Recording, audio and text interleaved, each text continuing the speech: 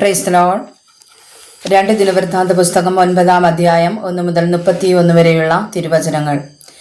Sheba രാജ്ഞി ശലോമോന്റെ കീർത്തി കേട്ടിട്ട് കടമൊഴികളാൽ ശലോമോനെ പരീക്ഷിക്കേണ്ടതിന് അതിമഹത്തായ പരിവാരത്തോടും സുഗന്ധവർക്കവും അനവധി പൊന്നും രത്നവും ചുമന്ന ഒട്ടകങ്ങളോടും കൂടെ യെരൂശലേമിൽ വന്നു. അവൾ ശലോമോന്റെ അടുക്കൽ വന്ന ശേഷം തന്റെ മനോരഥമൊക്കെയും അവനോട് പ്രസ്താവിച്ചു. അവളുടെ സകല ചോദ്യങ്ങൾക്കും ശലോമോന് സമാധാനം പറഞ്ഞു. സമാധാനം പറവാൻ കഴിയാതെ ഒന്നും ശലോമോന് മറപൊരുളായിരുന്നില്ല. ശെബാ രാജ്ഞി ശലോമോന്റെ ജ്ഞാനവും അവൻ പണിത അരമനയും അവന്റെ മേശയിലെ ഭക്ഷണവും അവന്റെ ഭൃത്യന്മാരുടെ ഇരിപ്പും അവന്റെ ശുശ്രൂഷകന്മാരുടെ നിലയും അവരുടെ ഉടുപ്പും അവന്റെ പാനപാത്ര വാഹകന്മാരെയും അവരുടെ ഉടുപ്പിനെയും യഹോവയുടെ ആലയത്തിലേക്കുള്ള അവന്റെ എഴുന്നള്ളത്തും കണ്ടിട്ട് അമ്പരന്നു പോയി. അവൾ രാജാവിനോട് പറഞ്ഞതെന്തെന്നാൽ, നിന്റെ കാര്യങ്ങളെയും ജ്ഞാനത്തെയും കുറിച്ച് ഞാൻ എന്റെ ദേശത്ത് വെച്ച് കേട്ട വർത്തമാനം സത്യം തന്നെ. ഞാൻ വന്ന് സ്വന്തം കണ്ടുകൊണ്ട് കാണും വരെ ആ വർത്തമാനം വിശ്വസിച്ചില്ല. എന്നാൽ നിന്റെ ജ്ഞാനമഹാത്മ്യത്തിന്റെ പാതി പോലും ഞാൻ അറിഞ്ഞിരുന്നില്ല. ഞാൻ കേട്ട കേൾവിയേക്കാൾ നീ ശ്രേഷ്ഠനാകുന്നു. നിന്റെ ഭാര്യമാർ ഭാഗ്യവതികൾ. നിന്റെ മുമ്പിൽ എല്ലായ്പ്പോഴും നിന്ന് നിന്റെ ജ്ഞാനം കേൾക്കുന്ന ഈ നിന്റെ ഭൃത്യന്മാരും ഭാഗ്യവാന്മാർ. നിന്റെ ദൈവമായ യഹോവയ്ക്ക് വേണ്ടി രാജാവായിട്ട് തന്റെ സിംഹാസനത്തിൽ നിന്നെ ഇരുത്തുവാൻ നിന്നിൽ പ്രസാദിച്ചിരിക്കുന്ന നിന്റെ ദൈവമായ യഹോവ വാഴ്ത്തപ്പെട്ടവൻ.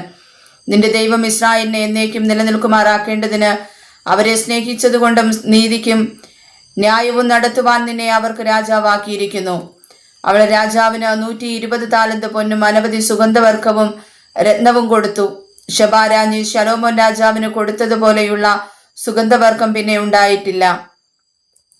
ഓഫീരിൽ നിന്ന് പൊന്നു കൊണ്ടുവന്ന ഹൂരാമിന്റെ ദാസന്മാരും ശലോമോന്റെ ദാസന്മാരും ചന്ദനവും രത്നവും കൊണ്ടുവന്നു.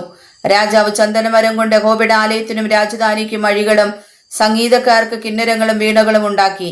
ഈ വക പണ്ട് യഹൂദാദേശത്ത് ശേഷം കണ്ടിട്ടില്ല.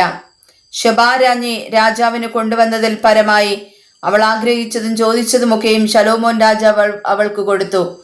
അങ്ങനെ അവൾ തന്റെ ഭൃത്യന്മാരുമായി സ്വദേശത്തേക്ക് മടങ്ങിപ്പോയി. സഞ്ചാര വ്യാപാരികളും കച്ചവടക്കാരും കൊണ്ടുവന്നത് കൂടാതെ ശലോമോന് ഓരോ ആണ്ടിൽ വന്നിരുന്ന പൊന്നിന്റെ തൂക്കം 666 താലന്തായിരുന്നു. അരാബ്യ രാജാക്കന്മാരൊക്കെയും ദേശാധിപതിമാരും ശലോമോന് പൊന്നും വെള്ളിയും കൊണ്ടുവന്നു. ശലോമോൻ രാജാവ് പൊൻപലക കൊണ്ട് 200 വൻ പരിചയുണ്ടാക്കി.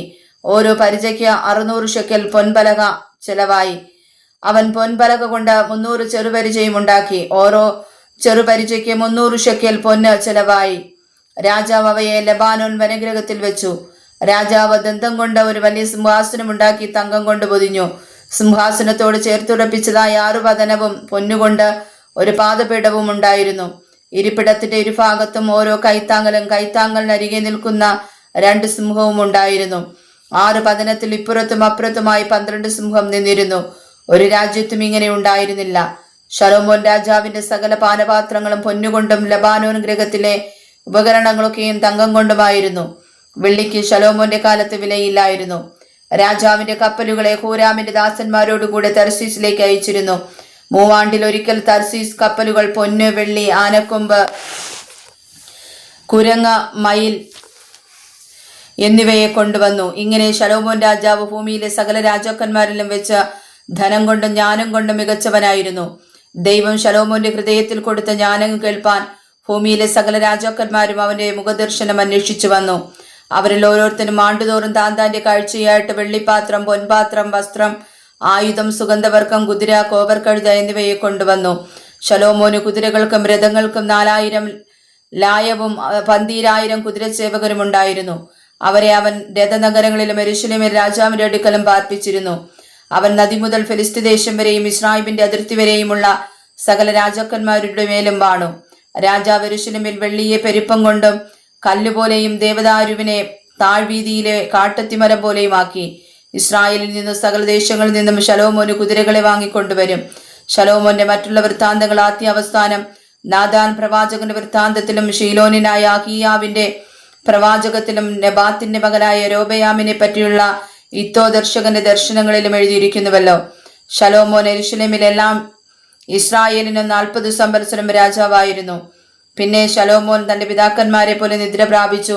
അവനെ തന്റെ അപ്പനായ ദാവീദിന്റെ നഗരത്തിൽ അടക്കം ചെയ്തു. അവന്റെ മകനായ രെഹബയാം അവന് പകരം രാജാവായി.